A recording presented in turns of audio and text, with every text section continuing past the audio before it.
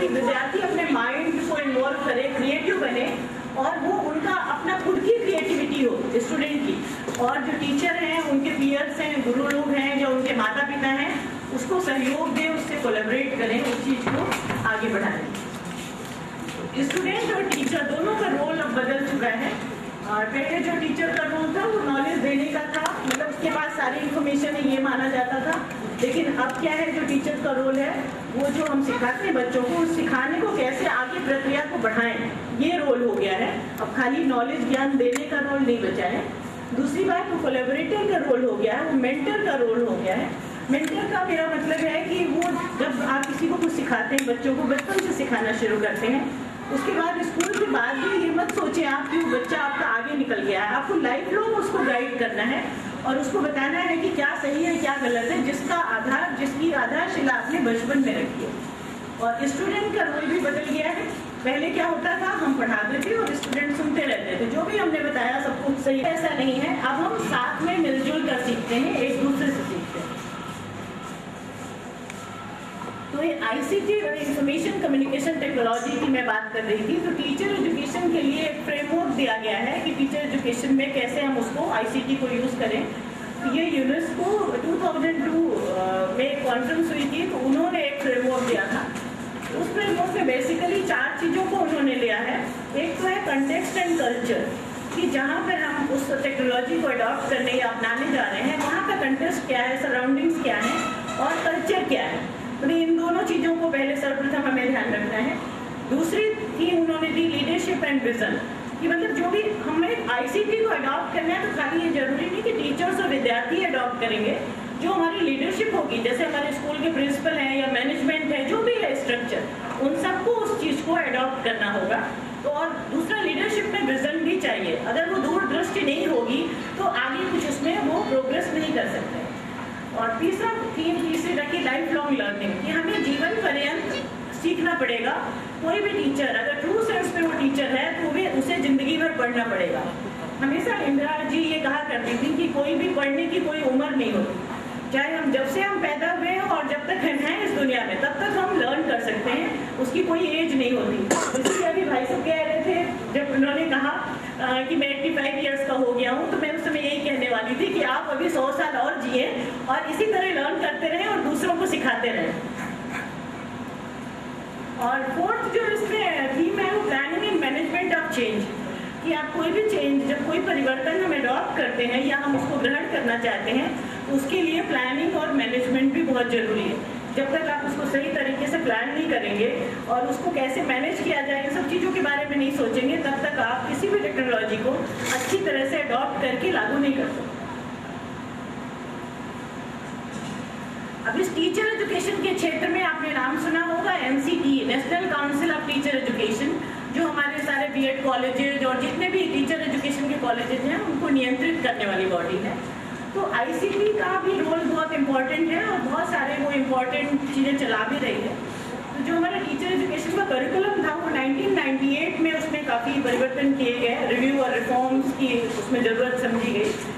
तो जो भी रिव्यू और रिफॉर्म्स की हमें उसमें ज़रूरत थी, और उसके बाद उसमें ये भी सोचा गया कि आईसीटी का इंटीग्रेशन बहुत ज़रूरी है। मतलब इंफॉर्मेशन कम्युनिकेशन टेक्नोलॉजी को जब इंटीग्रेट करेंगे, हमारे करिकुलम में एक साथ मिला देंगे, खाली इसलिए नहीं कि हमने सिलेबस में रख दिया पढ़ना है, बल्कि इसलिए कि हम उसको एक हथियार की तरह इस्तेमाल करें टीचिंग और लर्निंग में। बेसिक पर्पज ये इस तरह से एमसीटी के सामने इस समय 2 एजेंडा है। एक तो ये है कि टीचर्स की जो डेफिशिएंसीज हैं, जो कमियां हैं, उनको कैसे दूर करें, और दूसरा ये है कि जो नए चैलेंजेस हैं, जो हमारी चुनौतियां हैं इस समय विश्व के सामने, उनको कैसे हम फेस करें। एनसीटी ने एक और भी बहुत बड़ा काम किया है, उन्होंने डेवलप किया है मैकेनिज्म। आजकल बहुत कॉन्सेप्ट चल रहा है इंक्लूसिवनेस का। इंक्लूसिवनेस मतलब कि कैसे हम सबको उसमें मिलाकर एक साथ उस काम को करें। हमारे बहुत सारी कास्ट भी हैं, डेमोग्राफिकली इंडिया बहुत डाइवर्सिफाइड है। बहुत सारी और भी हैं जो डिसेबल्ड लोग हैं, उनको कैसे मतलब अडॉप्ट कराएं हम सारी टेक्नोलॉजी, तो उनको लेके सारी कास्ट, SC ST को लेके, सारे प्रांतों को लेके, और जो भी हमारे रिमोट के कॉलेजेज हैं उन सबको समाहित करके एक ऐसी स्ट्रेटजी बनाई गई है। और उन्होंने डेवलप करने की कोशिश की है कि सारी जो वेरिएबल ट्रेन करें। और ये भी उन्होंने कहा कि टीचर एजुकेशन प्रोग्राम में इवैल्यूएशन बहुत जरूरी है।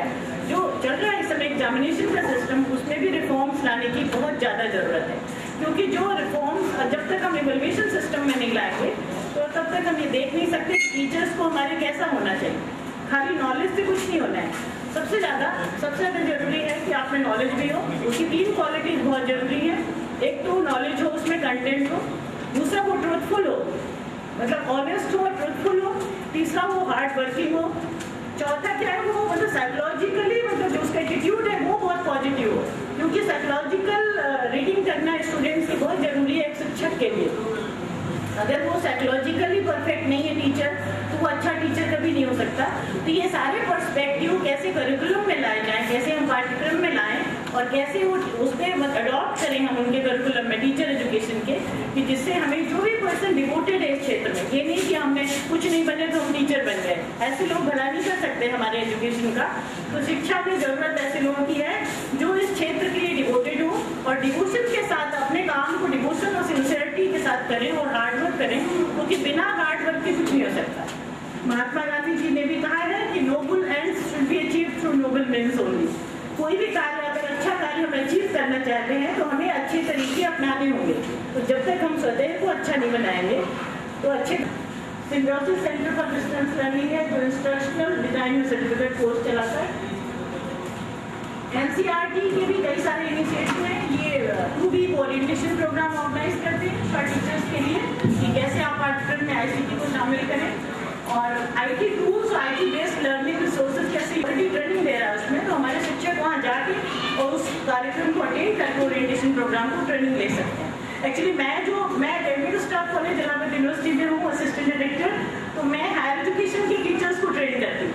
वहाँ पर भी ICT पर हम कंप्यूटर एप्लीकेशन प्रोग्राम चलाते हैं, लेकिन वो यूनिवर्सिटी और कॉलेज के टीचर्स के लिए हैं।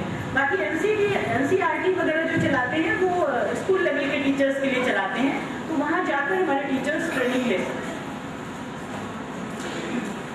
यूनेस्को बहुत सारी, आप जानते होंगे यूनेस्को का नाम सुना होगा, United Nations Educational Scientific and Cultural Organization. ये संयुक्त राष्ट्र संघ की एक बॉडी है, वो भी बहुत सारे प्रोग्राम